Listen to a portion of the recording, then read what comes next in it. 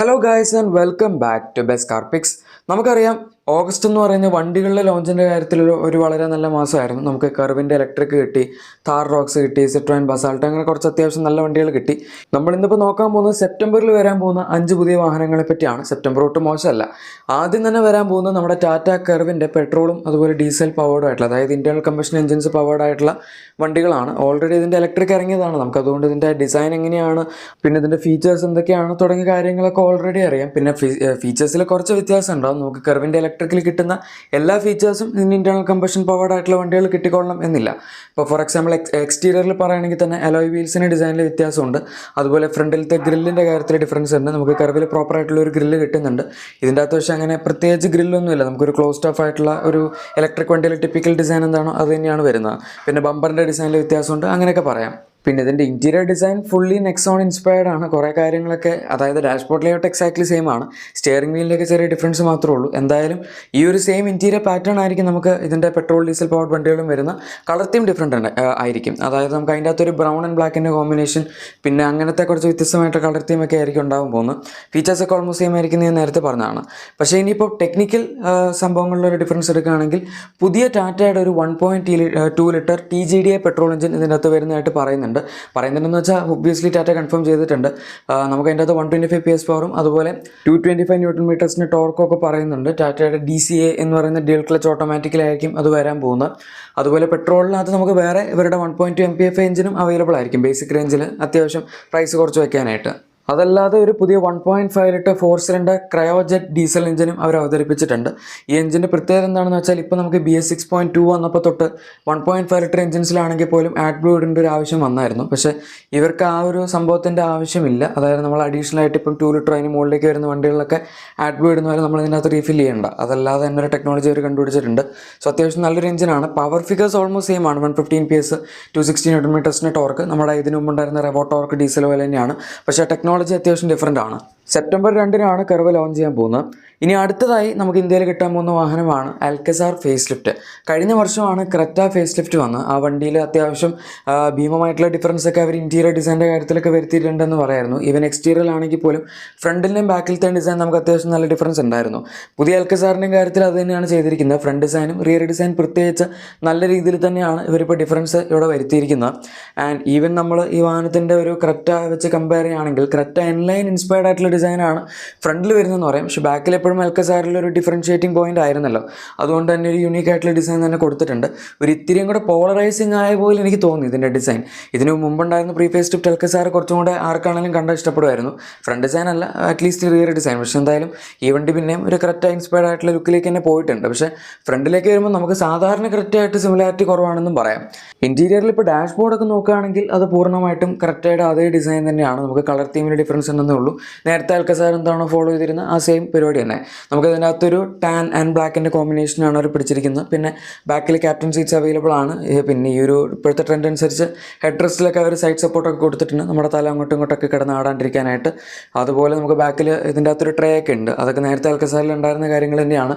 പിന്നെ ഇതിൻ്റെ ബാക്കിൽ ഇപ്പോഴും വയർലെസ് ചാർജർ ഉണ്ട്. അത് നടുവിലത്തെ പാനൽ അവർ എടുത്ത് കളഞ്ഞിട്ട് നമുക്ക് അത് സെൻറ്റർ കൺസോളിലോട്ട് തന്നെ എംബഡ് ചെയ്ത് കൊടുത്തിട്ടുണ്ട്. പിന്നെ നമുക്ക് പാനറോമിക് സൺറൂഫ് അവൈലബിൾ ആണ്. ക്രെറ്റയിൽ പുതിയ മോഡൽ വന്ന എല്ലാ ഫീച്ചേഴ്സും ഈ വാഹനത്തിനകത്തുണ്ട്. പിന്നെ ഇതിനകത്ത് അഡീഷണൽ ആയിട്ട് നമുക്ക് NFC വെച്ച് തന്നെ ഈ വാഹനത്തിനകത്തോട്ട് ആക്സസ് ചെയ്യാൻ പറ്റും. അതായത് ഫോണോ സ്മാർട്ട് വാച്ചോ ഒക്കെ വെച്ച് നമുക്ക് വേണമെങ്കിൽ വണ്ടി അൺലോക്ക് ചെയ്യാൻ പറ്റും. അങ്ങനെ കുറേ ഫീച്ചേഴ്സ് ഈ ഒരു വാഹനത്തിൽ അവർ കൊടുത്തിട്ടുണ്ട്. ഇപ്രാവശ്യം നമുക്ക് level 2 advanced air resistance system available ആണ്.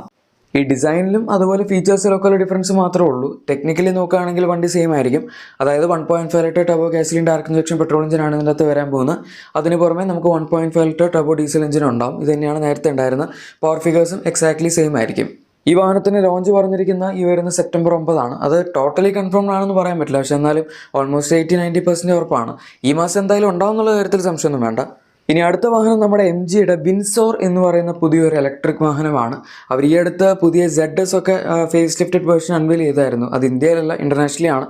പക്ഷെ നമുക്ക് എന്തായാലും ആദ്യം വരാൻ പോകുന്ന ഇവരുടെ ഈ ഒരു പുതിയ CUV, അതായത് ക്രോസ് ഓവർ യൂട്ടിലിറ്റി വെഹിക്കിൾ എന്ന് പറയുന്ന കാറ്റഗറിയിലേക്ക് വരുന്നൊരു വണ്ടിയാണ്.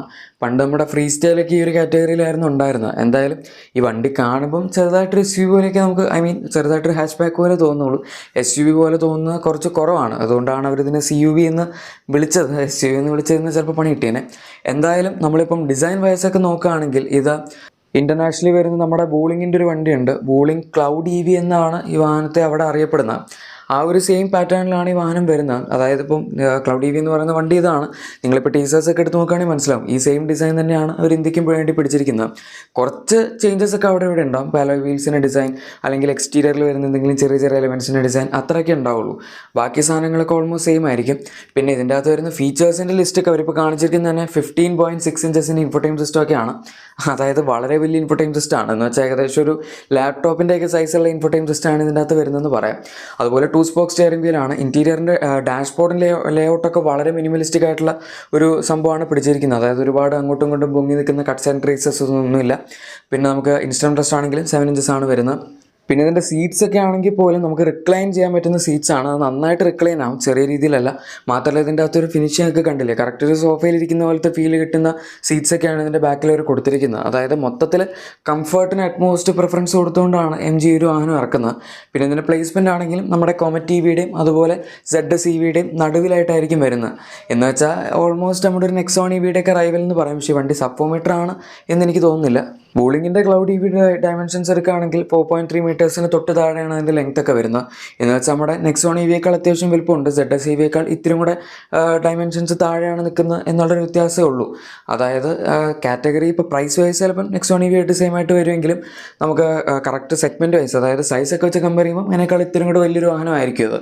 ഇതിൻ്റെ ഇന്ത്യൻ ടെക്നിക്കൽ സ്പെസിഫിക്കേഷൻസ് ഒന്നും നമുക്ക് ഇതുവരെ അറിയില്ല. പക്ഷേ ഇൻ്റർനാഷണലി 37.9 kWh ബാറ്ററി പാക്കും അതുപോലെ 50.6 kWh ബാറ്ററി പാക്കും വെച്ചാണ് ഈ വാഹനം വരുന്നത്. 460 കിലോമീറ്റേഴ്സ് വരെ റിയൽ ലൈഫ് ഡ്രൈവിംഗ് റേഞ്ചും അവർ പറയുന്നുണ്ട് മാക്സിമം. നമുക്ക് നോക്കാം ഇന്ത്യയിൽ ഇനിയിപ്പോൾ ഏതൊക്കെ കൺഫിഗറേഷൻസിലാണ് വരാൻ പോകുന്നതെന്ന്. ഈ വാഹനത്തിൻ്റെ ലോഞ്ച് പറഞ്ഞിരിക്കുന്നത് ഈ വരുന്ന സെപ്റ്റംബർ 11-നാണ്. ഇനി അടുത്ത വാഹനം നമ്മുടെ ടാറ്റയുടെ തന്നെ നെക്സോണിൻ്റെ CNG വേർഷനാണ്.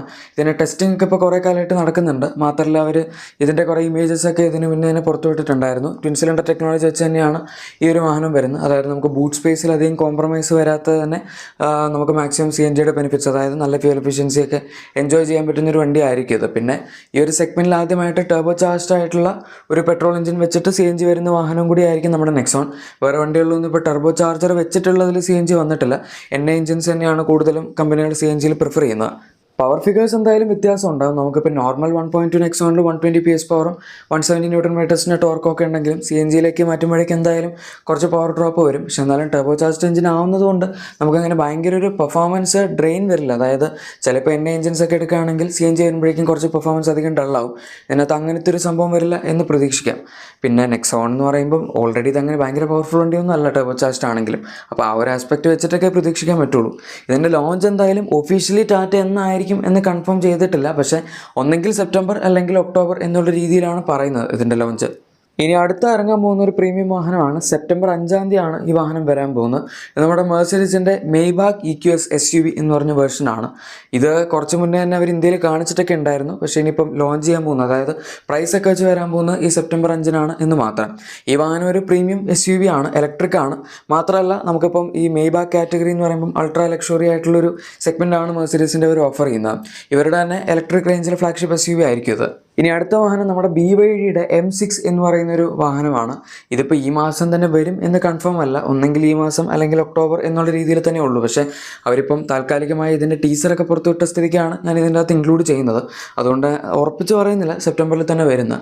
എന്തായാലും ഇതിവരുടെ M6 എന്ന് പറയുമ്പം E6 എന്ന് പറഞ്ഞാൽ ഇതിനു മുമ്പ് ഒരു ഇലക്ട്രിക് MPV ഉണ്ടായിരുന്നു. അതിൻ്റെ റീപ്ലേസ്മെൻ്റ് ആയിട്ട് വരാൻ പോകുന്ന ഒരു പുതിയ ലേറ്റസ്റ്റ് ജനറേഷൻ മോഡലാണ് എന്ന് വേണമെങ്കിൽ പറയാം. പിന്നെ നമുക്കറിയാം E6 എന്ന് പറയുമ്പം ഒരു 5 സീറ്റർ വാഹനമായിരുന്നു. പറഞ്ഞു വരുമ്പോൾ MPV ആണെങ്കിലും 5 സീറ്റർ ആണ്. പക്ഷേ M6ൻ്റെ കേസ് അങ്ങനെയല്ല. ഇതൊരു 7 സീറ്റർ MPV ആയിട്ട് തന്നെയാണ് അവർ ഇന്ത്യയിലേക്ക് കൊണ്ടുവരാൻ പോകുന്നത്. കൂടുതലും ഒരു ടാക്സി ഫ്ലീറ്റിന് ഒക്കെ വേണ്ടി പോകുന്നൊരു വണ്ടിയാണിത്.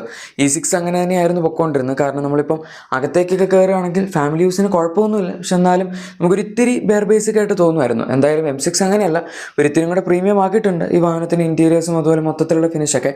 എന്നാലും കൂടുതൽ ആൾക്കാരും ടാക്സി പർപ്പസിനായിരിക്കും പ്രിഫർ ചെയ്യുന്നത്. കാരണം റിയൽ ലൈഫ് റേഞ്ചൊക്കെ ഇതിന് 500 കിലോമീറ്റേഴ്സിന് മുകളിലാണ് കിട്ടുന്നത്. അതായത് ടാക്സി പർപ്പസിന് അത്യാവശ്യം നല്ല രീതിയിൽ തന്നെ ഉപയോഗിക്കാൻ പറ്റിയൊരു വണ്ടിയാണ്.